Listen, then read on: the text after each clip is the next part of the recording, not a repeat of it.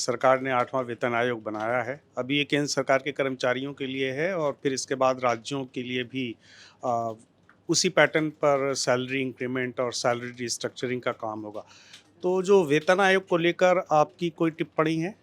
वेतन आयोग को लेकर के मैं आपको बताऊँ आम जनमानस में, शिक्षकों, कर्मचारियों में जो चर्चा है ये चर्चा इस बात का है कि दिल्ली चुनाव था तो इसकी घोषणा हो गई, बिहार चुनाव हुए तो कैबिनेट ने पास कर दिया, यूपी चुनाव जब होगा तो इसकी रिपोर्ट आएगी और 29 तक हमको लगता है इसको लागू कर पाएँगे। ये आम शिक्षक कर्मचारियों में चर्चा है।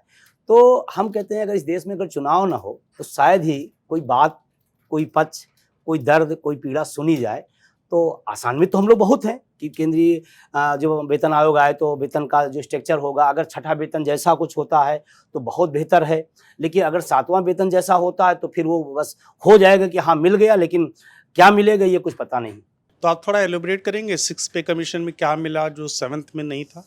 देखिए जो फिटमेंट्स फैक्टर होता है जिसके आधार पर निर्धारित होता है पूरा वेतन आयोग, एक कर्मचारियों के अंदर एक चर्चा है, अगर वो 3 के आसपास रहता है तो हमारा कुछ न कुछ भला हो जाएगा।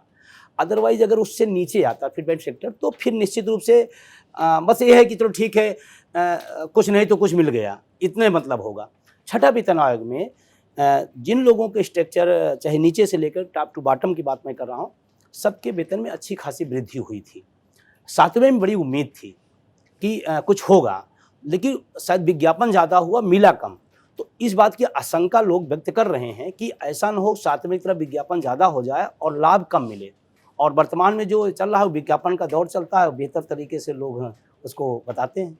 तो आप कर्मचारी संगठनों के बीच में या जो भी लोग सरकार से जुड़े हुए हैं, आपके बीच में क्या चर्चा है कि कितना फिटमेंट फैक्टर हो सकता है? देखिए अगर कर्मचारियों संभावित हाँ, पॉसिबली जो कर्मचारियों है के पक्ष से प्रैक्टिकल। है तो ये उम्मीद बांधी जा रही है कि 3 तो रहना ही चाहिए, ये उम्मीद बांधी जा रही। लेकिन अब सरकार क्या करती है, अभी उसमें देखिए कितनी लेट-लतीफ़ी हो रही है। इस बात को लेकर थोड़ा-सा लोगों में आक्रोश भी है कि अब तक, क्योंकि मैं नहीं जो अर्थशास्त्री हैं, जो जानकार हैं इस विषय के, वो कहते हैं कि किसी वेतन आयोग बनाने में कम से कम 1 से डेढ़ साल, मतलब वो टाइम लगता ही लगता है, वो एक सिस्टम है उसको डेवलप करने में पूरा 1 से डेढ़ साल। और आज हम 25-26 नवंबर बैठे हैं और नियम से 1 जनवरी 26 से लागू होना चाहिए। अभी कमेटियाँ बन रही हैं, फिर उसकी रिपोर्ट कब आएगी, फिर स्ट्रक्चर क्या तैयार होगा, क्योंकि वो लंबा प्रोसेस है। तो अब वो कब तक हो पाएगा, ये थोड़ा-सा कर्मचारी मतलब इसको लेकर थोड़ा दुखी है। और इस बात के लिए और थोड़ा दुखी है कि जब माननीय लोग अपना वेतन भत्ता बढ़ाना होता है, मेज़ थपथपाए और हम लोगों को देना है तो नहीं तो खैर वो तो एक अलग व्यवस्था है, वो एक अलग विवाद हो सकता है। लेकिन मेरा सवाल ये है कि अगर सरकार ने प्रॉमिस कर दिया है कि 1 जनवरी 2026 से ही 8वें वेतन आयोग का फ़ायदा मिल जाएगा, तो फिर इसमें शक क्या है? चलिए 1 डेढ़ साल की देरी होगी, लेकिन एरियर के साथ तो पेमेंट मिलेगा ना, जब मिलेगा एक मुश्त मिलेगा, मोटा अमाउंट मिलेगा। अब कोरोना काल का 18 महीने का जो है हम लोगों का आज तक मिला नहीं, और उस समय कहा गया था कि जब भी स्थितियाँ बेहतर होंगी तो हम दे देंगे। 18 महीने का आज भी, चाहे सेंटर का हो चाहे वो स्टेट का कर्मचारी हो, आज भी वो इंतजार में है। अभी कोरोना बीते कितना समय हो गया है, अभी तक नहीं मिला। तो बहुत ज़्यादा तो आशान्वित नहीं है, लेकिन मिल जाए तो अच्छी बात है, स्वागत करता हूँ। तो एक चर्चा ये भी चल रही है, आप उसकी पुष्टि कर सकते हैं कि जो 69 लाख पेंशनर्स हैं उनके लिए ये पे कमीशन कुछ काम नहीं करेगा, जो सर्विंग एम्प्लॉयज़ हैं उनके लिए ही काम करेगा। और जो शिव गोपाल जी हमारे साथ पिछले हफ्ते आए थे, तो उन्होंने भी टीओआर को लेकर काफ़ी अपनी आपत्तियां जताई थी। तो आपका आपका कोई असेसमेंट है इस पर?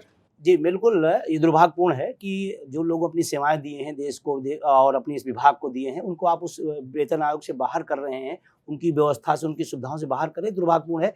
और लास्ट में मैं बता दूँ जो रिटायर हो गए हैं, उनके पास सिर्फ़ और सिर्फ़ उसी पेंशन का सहारा है।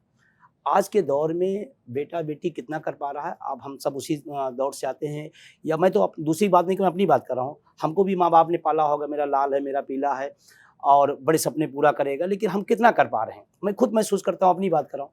तो हम दूसरों से अपेक्षा, जो बुजुर्ग हमारा है वो अपने बच्चों से, कितना महँगाई का जो दौर चल रहा है, तो वही पेंशन एक सहारा होता है। उसके भरोसे वो अपनी दवा है, बीमारी है, इलाज है, जो भी है या सामाजिक गतिविधियाँ उसकी, वो पूरा कर लेता है। अगर उसके सेक्टर से हटा करके जिस तरह से प्लानिंग चल रही है, वो बहुत दुखद होगा। और फिर क्या होगा, उनका वेतन स्थिर हो जाएगा। फिर वो जो बीच-बीच में अपना लाभ मिलता रहता है और महँगाई के रेशियो में वो पहुँच जाते हैं, वो नहीं हो पाएगा। तो आपके हिसाब से फिटमेंट फैक्टर और 8th पे कमीशन में जो मिनिमम सैलरी अगर 18,000 है और मिनिमम पेंशन 9,000 है, ठीक है? तो आपके हिसाब से इस समय जो देश में महँगाई का जो स्तर है और वेतन आयोग भी इन सारी चीज़ों को कंसीडर करते हुए ही अपनी सिफ़ारिशें देता है, तो आपके हिसाब से मिनिमम पेंशन कितनी होनी चाहिए? और सरकार के साथ जो बातचीत हुई है, आप लोग का कोई रिप्रेजेंटेशन है कि भाई सैलरी की तो बात ज़्यादा होती है, लेकिन पेंशन कितनी होनी चाहिए मिनिमम? मैं तो कहता हूँ कि किसी को भी मैं अपनी सेक्टर महँगाई के रेशियो से कोई भी चीज़ तय की जानी चाहिए। अगर महँगाई हमारे कंट्रोल में तो हमें नहीं है, ये सरकार कंट्रोल कर सकती है। लेकिन अगर महँगाई की रफ़्तार बढ़ रही है तो निश्चित रूप से चाहे सैलरी हो और चाहे पेंशन हो, उसी अकॉर्डिंग मिलना चाहिए तभी वो अपने को कवर कर पाएगा। अगर नहीं हो पाएगा, मैं जहाँ सेक्टर में बैठा हूँ, अगर महँगाई आएगी तो निश्चित रूप से यहाँ भी वेतन की उम्मीद आदमी करेगा, निश्चित रूप से करना भी चाहिए हम जिस संस्थान में काम करें। तो महँगाई के अकॉर्डिंग अगर चीज़ें आगे आती हैं तो बेहतर है, अगर नहीं हो तो फिर वो धीरे-धीरे फिर आदमी अपनी जो उसकी आर्थिक स्थिति है वो डबाडोल होती जाती है और बीमारियों का आप देख ही रहे हैं। मैं तो देख रहा हूँ कि आज तक जितने भी लोग हैं, चाहे वो प्राइवेट सेक्टर के हों या सरकारी, तो बीमारी तो किसी के सेक्टर से नहीं मतलब है ना, बीमारी किसी को आ सकती है।